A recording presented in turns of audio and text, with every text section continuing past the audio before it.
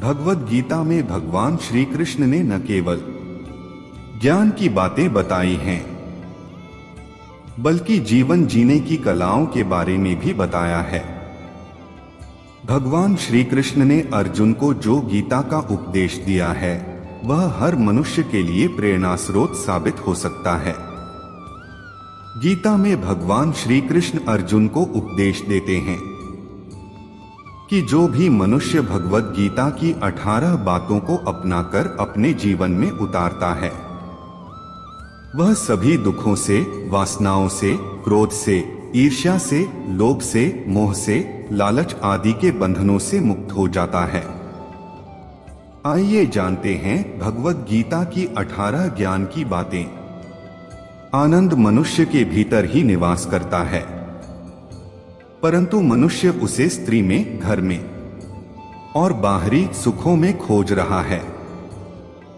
श्री कृष्ण कहते हैं कि भगवान उपासना केवल शरीर से ही नहीं बल्कि मन से करनी चाहिए। भगवान का वंदन उन्हें प्रेम बंधन में बांधता है।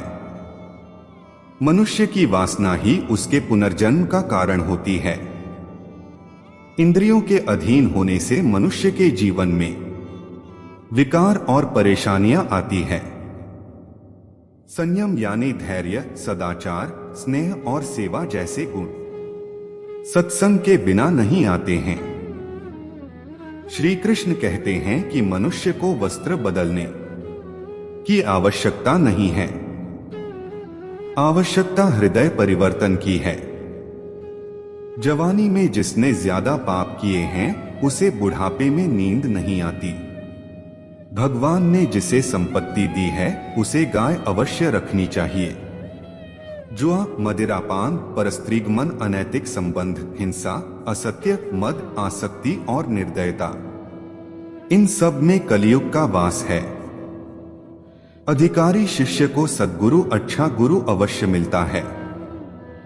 श्री कृष्ण कहते हैं कि मनुष्य को अपने मन को बार बार समझाना चाहिए कि ईश्वर के सिवाय उसका कोई नहीं है।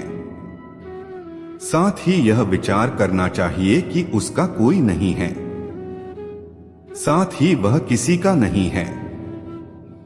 भोग में क्षणिक क्षण भर के लिए सुख है, साथ ही त्याग में स्थायी आनंद है। श्री कृष्ण कहते हैं कि सत्संग ईश्वर की कृपा से मिलता है, परंतु कुसंगति में पड़ना मनुष्य के अपने ही हाथों में है। लोभ और ममता किसी से अधिक लगा पाप के माता पिता हैं, साथ ही लोभ पाप का बाप है।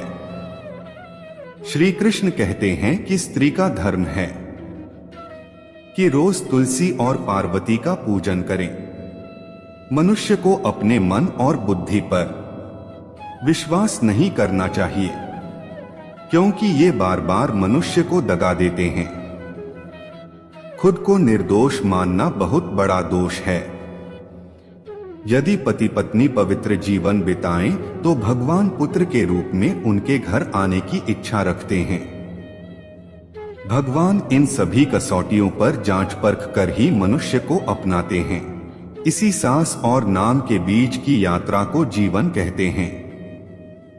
न किसी के अभाव में जियो, न किसी के प्रभाव में जियो। यह जिंदगी है, आपकी अपने स्वभाव में जियो। किसी के प्रति मन में क्रोध लिए रहने की अपेक्षा उसे तुरंत प्रकट कर देना अधिक अच्छा है। जैसे क्षण भर में जल जाना देर तक सुलगने से अधिक अच्छा है। मित्र गरीब है या अमीर मायने नहीं रखता, बल्कि वो आपके बुरे समय में आपका साथ कितना देता है, यह मायने रखता है। इंसान चाहे जितना भी खुद को व्यस्त रख ले, जिससे वो प्रेम करता है उसकी यादों से नहीं बच सकता। जब आप दूसरों के लिए अच्छा चाहते हैं, तो वही अच्छी चीजें आपके जीवन में वापस आती है। यही प्रकृति का नियम है। समय कभी नहीं रुकता। आज यदि बुरा चल रहा है, तो कल अवश्य अच्छा आएगा। आप केवल निस्वार्थ भाव से कर्म कीजिए। और वही आपके हाथ में है।